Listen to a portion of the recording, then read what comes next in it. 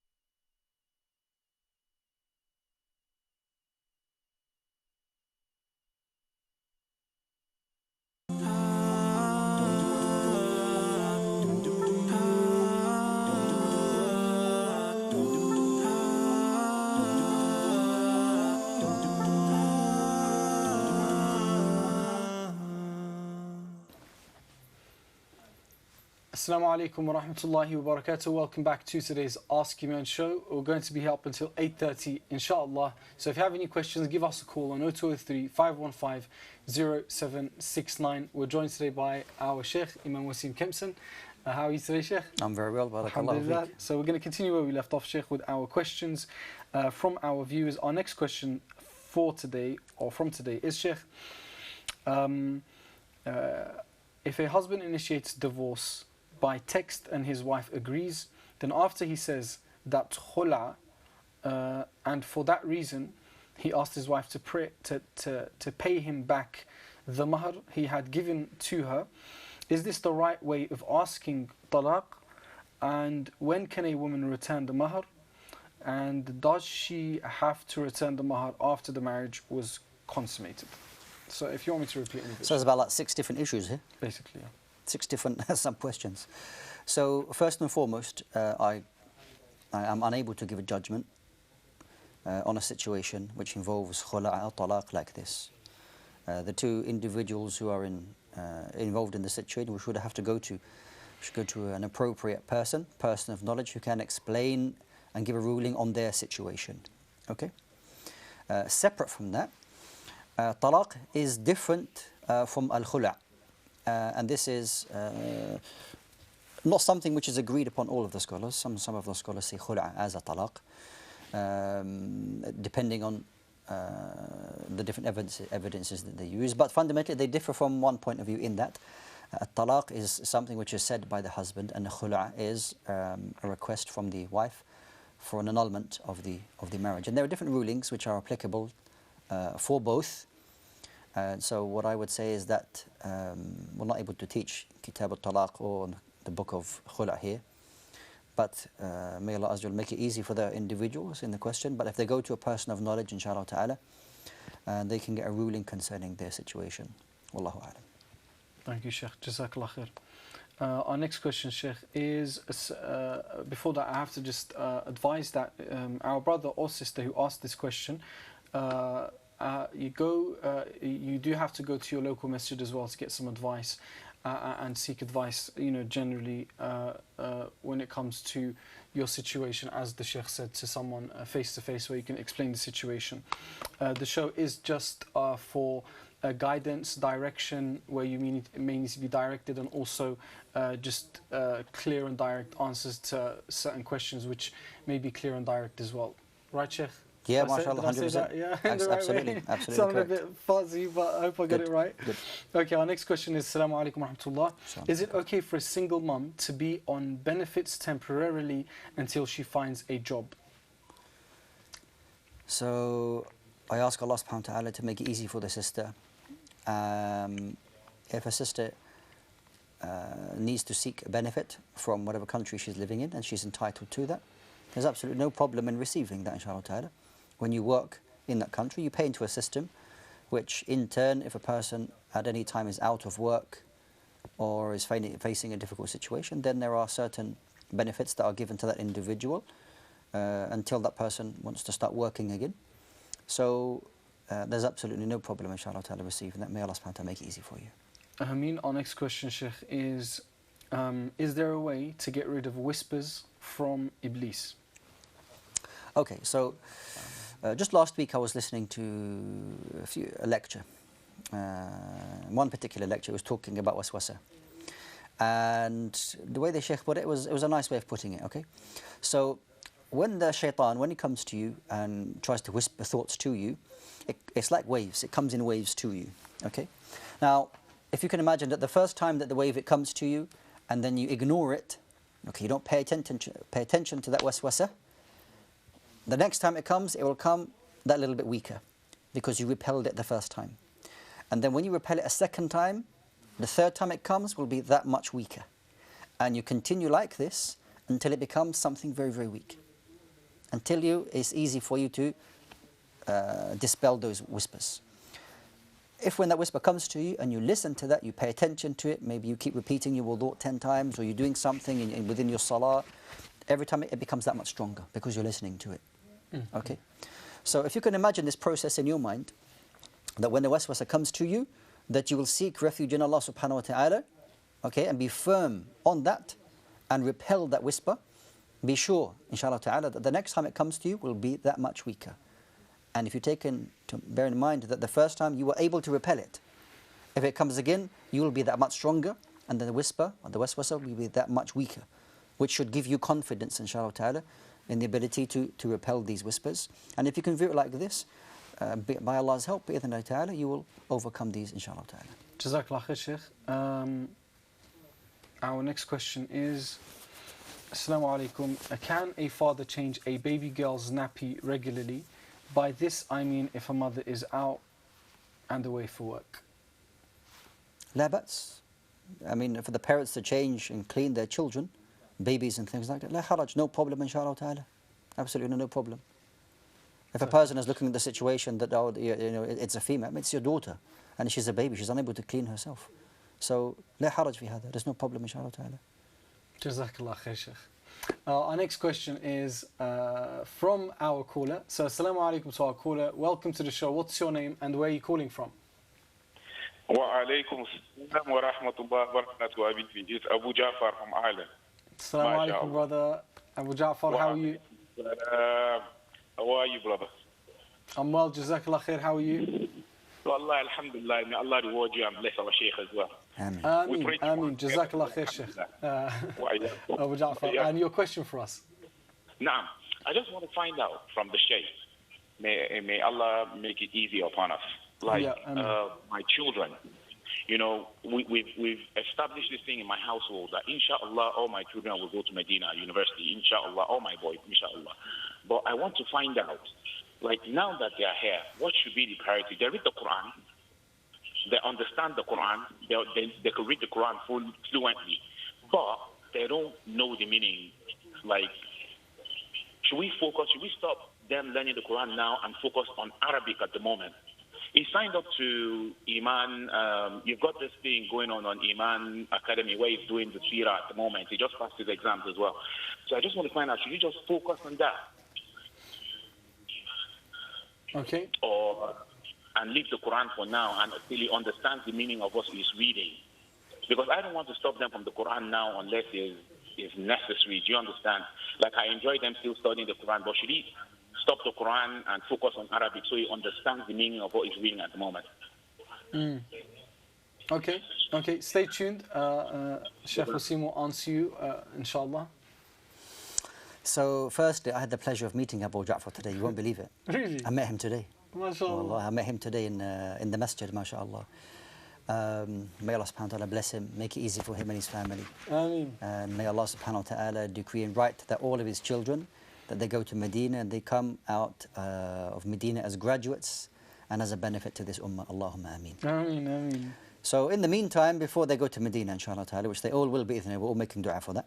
As for any parent who wishes to send their children or child to Medina or to Makkah or to any place of knowledge, could be Azhar, could be anywhere, may Allah subhanahu wa ta'ala allow that to be a reality for them all and to serve the ummah. Ameen. What I would say is that focus on the memorization of the Quran if they're enjoying that. Okay? This is something that inshallah ta'ala will remain with them forever bi'ithnillah.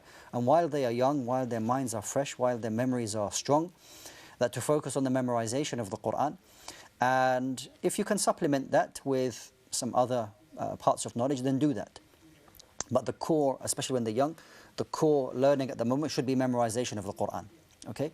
And if you can supplement that with other studying as you are doing, then I think this is a good way of prioritizing their knowledge, depending on their age. And maybe the younger ones, you want to do it like this. If the older ones are enjoying it, to do it like this, memorizing the Quran, focusing on the recitation, okay, this is something very, very important. And then the intention is to supplement that with some other learning, maybe fiqh or something, whatever they enjoy doing, is the most important thing. Don't overburden them, push them to do things which they're not happy doing. You can show them the different sciences or the different things which they may feel they have some interests in, and then they can go ahead and do that. But while they're young, I would say that you should focus on memorization of the Quran, and then after that, everything will follow bi'idhnillahi ta'ala. Jazakallah khair, Shaykh. A question about the Quran, Shaykh. Now, alhamdulillah, the Quran is amazing, and being able to study the deen is amazing. But sometimes the way we kind of put the order to it, like it was, is that, or sometimes we do refer to the Quran as a bit of a like stepping stone to studying. If someone, Shaykh, generally has a good, decent level of Arabic, where they're able to understand some of what they're reading, how much value does this have in terms of overall your education and development as a Muslim, just by reading, pondering, understanding, absorbing it? Where do we place this, Shaykh, now? Okay. So if I rephrase some of the words that you've said, I would say that the Quran is not a stepping stone to anything. The Quran is the asl. The Quran is the starting point for everything. The Quran is the starting point of your ibadah, your recitation, your reward. The Quran is your starting point in understanding who Allah subhanahu wa ta'ala is. The Quran is the starting point for so many things. Okay? So if you can view it like this, the centerpiece is, in terms of your learning, is the Quran.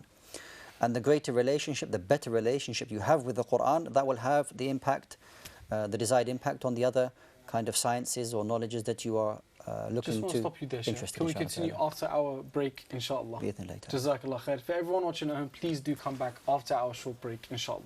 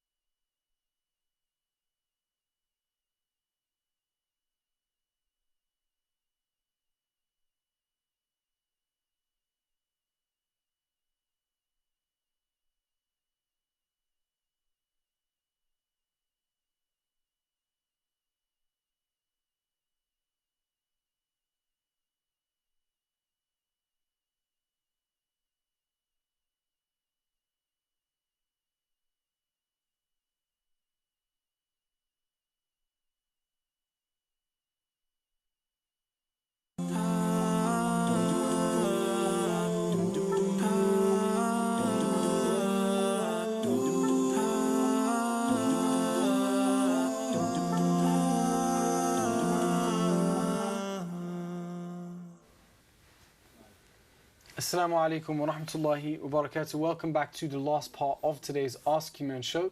We're going to be here for another 10 minutes, inshallah, or more. to carry on taking your questions, brothers and sisters, and getting them answered for you by our Shaykh today. Assalamu alaikum, Shaykh. Welcome back after the break. Walaikum salam wa rahmatullahi wa barakatuh. Jazakallah khair. So, Shaykh, we'll go. We have a caller. We'll get the question. After the answer, we'll go back to our topic that we were on before the break, inshallah. Assalamu alaikum to our caller. Welcome to the break. What's your name? Welcome to the show. What's your name? And where are you calling from? Assalamu alaikum wa rahmatullahi wa barakatuh to yourself and Shaykh Wasim Kempson. Wa alaikum salam wa barakatuh. My name is Hamad Tariq and I'm calling from Birmingham. MashaAllah. Welcome to the show, brother. And your question for us today? A couple of questions. The first one is it Islamically permissible to be on the organ donation register? Okay. And the second question, can a person marry a woman and her paternal aunt at the same time? Is this Islamic? I have not seen this in actual life, but I've seen it in a program. So I'm a bit kind of skeptical about it, that this is wrong, this is not right. Okay, understood. Jazakallah khair for your call. May Allah reward you. The first question? Organ donation. Okay, so this is a big issue, especially now that the law may be changing, or it's changed in Wales, they may be changing in England here, that the default position is that you're going to opt in, that your organs will be donated unless you opt out. So it's been brought to the forefront with regards to the Islamic position on this. It's a kind of long discussion, but when a person passes away, there are two views on this. There is one view that is not permissible. There is another view that with certain conditions it is permissible to donate one's organs from the conditions that the person gives permission for that, okay? And that the organs that will be used are not to be sold or bought in any situation. And based on evidence, and Allah knows best, and many of the ulama of the UK as well are in the view that it is permissible for a person to donate their organs after they pass away, as long as the conditions are fulfilled. But if a person takes the other view, they're entitled to that view as well. But it's something you're maybe not sure of, then be sure to opt out of it, because the default position will be that you've opted in. So it's important that on both issues the Muslims are aware that the default position is that you will be opting in, and if you're not sure or you don't agree with that, then you have the full right to opt out of that. It's not something which is obligatory here in the UK, and Allah knows best. With regards to the second question, that is it permissible for a man to marry a woman and her auntie, that the Prophet forbade a man marrying a woman and her aunt, the woman's aunt. This is not allowed in Islam, just as it is not permissible for a man to marry two sisters in Islam. So that marriage is not permitted in Islam, and Allah subhanahu wa ta'ala knows best. Jazakallah khair, Shaykh. Our next question is from our WhatsApp questions, and it reads, Assalamu alaikum. I really want to enter paradise. My worry is making me question my ibadah and sincerity to my Creator. I feel that what I am doing isn't good enough. What should I do? Okay, so in a situation like this, alhamdulillah, your goal is correct. Everybody wants to be from the people of Jannah. You want to strive for the paradise. And you are fulfilling, inshallah ta'ala, one half of the understanding how to reach the paradise, and that is that you have a sense of fear. You fear Allah subhanahu wa ta'ala. You fear about the rejection of your deeds, whether you're doing them properly. But on the other hand, you should balance that out with hope. Okay? So it's not all fear and all despair and losing hope. You have a fine balance between hope and fear. And if one outweighs the other, then you find that the person will feel at a loss, and that they won't achieve what they want to achieve. That we can never do enough. I can't do. Well, the bottom line is that none of us can do enough. Our actions alone will not be enough for us to enter the paradise. We are reliant on the mercy of Allah subhanahu wa ta'ala, and this is something that the Rasulullah sallallahu alaihi wasallam said to his companions. And when the companions said, "O Messenger of Allah, even you," and even the Messenger sallallahu alaihi wasallam, who is the best of men, the best of people, the purest of hearts, the purest of intentions, said that he sallallahu alaihi wasallam would be reliant on the mercy of Allah subhanahu wa ta'ala to be from the people of Jannah. So don't despair, brother or sister, with regards to your deeds. but have hope in Allah subhanahu wa ta'ala, that Allah subhanahu wa ta'ala is more merciful to you than any of the creation can be, more merciful than your own mother can be to you. So Allah subhanahu wa ta'ala loves those servants who humble and submit themselves to Him. Allah subhanahu wa ta'ala loves His servants who offer their obligations in their correct times and so on. So don't just fall on the side of fear, but have strong hope in Allah subhanahu wa ta'ala, that Allah Jalla wa ala, as long as you are doing your very best to fulfill the conditions regarding your actions, and that is to do it for Allah's sake, for nobody else's sake, and to have the action in line with how the Prophet ﷺ taught us, and then you leave the rest to Allah subhanahu wa ta'ala. Wallahu a'lam. Jazakallah khair, Shaykh. Our next question, Shaykh, is my Iman is becoming weak and I feel very sad. I'm trying to improve myself. I'm struggling to get married. How can I be consistent in my dua to marry someone? What more can I do? Unfortunately, my wali does not help and my family circumstances are difficult to find me someone. Is a spouse guaranteed? This is my main question. So I ask Allah subhanahu wa ta'ala to give you patience. They mentioned it's a sister, yes. Yes. So may Allah make it easy for you, sister, give you patience. And there are no guarantees in this life, subhanAllah. What is upon you is for you to continue making dua. Do not despair. Ask Allah Azza wa Jal to write that what is best for you. Wallahu ya'lamu wa antum la ta'lamun. That Allah Azza wa Jal knows and that we don't know. So continue to make dua, and whatever happens to you is always the best for you. You should view it like this, okay? And don't think that you are, if your dua is not answered in how that you would like it to be answered, that somehow that you are doing something wrong or that your dua is being rejected. As long as you are striving to do your best, then continue to have hope in Allah subhanahu wa ta'ala and continue to make dua. The other issues that you mentioned with, you have some issues with your guardian, I assume it's your father, and maybe some household issues. Maybe it's something which further advice can be given on. And unfortunately, this platform isn't really for that. Maybe you could go to a person of knowledge, whether they happen to be in a masjid or outside the masjid, to give you some more detailed advice as to how to resolve this particular issue that you say that is ongoing. But overall, don't despair. That Allah subhanahu wa ta'ala will always give you the best, and you should have hope in Allah subhanahu wa ta'ala to expect the very best. Wallahu ta'ala a'lam. Jazakallah khair, Shaykh.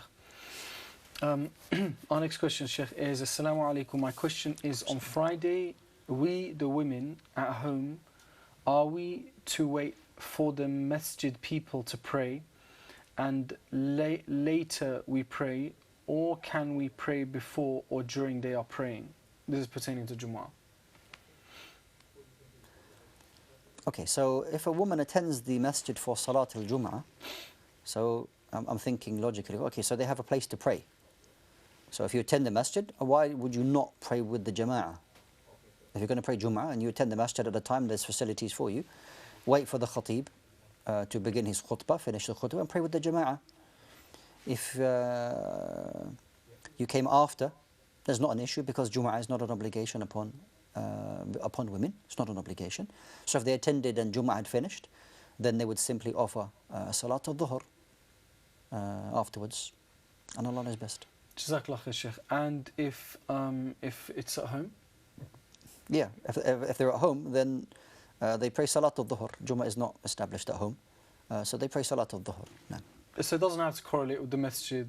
It doesn't have to be at the same time, no. Yeah, as long as it's within the time frame of when Salat al-Dhuhr is, then that's fine, inshallah ta'ala. And Shaykh, for the brothers that miss Jumu'ah, do they pray Dhuhr? How does that work? Yeah, if for whatever reason you didn't pray Salat al-Jum'ah, then you would pray Salat al-Dhuhr. Okay, and if you arrive at the masjid late, after Salat al-Jum'ah, so you intended to make it, you came, the salah's finished, the khutbah's finished, what do? Do you pray the 2 rak'at for Jum'ah, or do you pray Dhuhr? Good question. So if you miss the Salat al-Jum'ah, the prayer itself, the khutbah precedes the salah, you missed the salah, then you would have to pray Salat al-Dhuhr upon you, okay? There's no you praying Jum'ah alone. You would pray Salat al-Dhuhr if you missed Jum'ah. Naam. And Shaykh, how do we understand Salat al-Jum'ah? Do we understand it as how the other general prayers are performed in Masjid Dhuhr Asr? and the ones that we can or can't make? Or are there consequences for missing it and special rewards for attending it, stuff like that? Okay, so the Salatul Jama'ah, congregational prayer, there's a difference amongst the scholars whether it's an obligation for the man to attend or not amongst the different madhahib. But the Jum'ah, yes, the Jum'ah is the most emphasized of the congregational prayers, that really there's no excuse not to miss. If a person is continually missing due to work and whatnot, really you need to find a solution for that. So there are, 1,001 different scenarios for brothers and sisters possibly. Well, brothers really for the attending al-Jum'ah, but really you need to do your very best to attend the Jum'ah because of the obligation that is upon you. Allah is best. Jazakallah khair, Shaykh, for your answer. Thank you so much for joining us today. That brings us to the end of our show. Thank you, Shaykh Wasim. Allah barik fik. Until next time, inshallah, thank you so much to everyone who's tuned in with us today and has joined us for the show. We hope it's benefited you. May Allah make it so. And we'll be back tomorrow for our late night show, inshallah, at 10 o'clock. For now, Jazakumullah khair. Wassalamu alaikum wa rahmatullah.